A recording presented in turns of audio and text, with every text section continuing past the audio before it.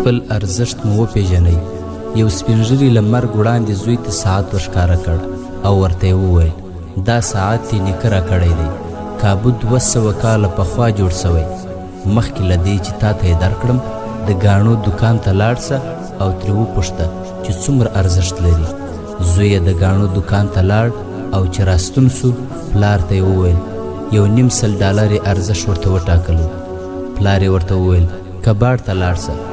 زوی یې لاړ او ویې ویل $10 یې اخیست. ویل یې چې ډېر مشل سوی دی.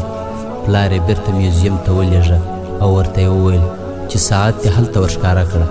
زوی یې له میوزیم هم واپس راغی او پلار ته یې وویل د میوزیم ساتونکي په $500,000 دا ساعت وغوښت او ویې ویل چې د میوزیم په با ارزښت څیزونو کې یې ساتم.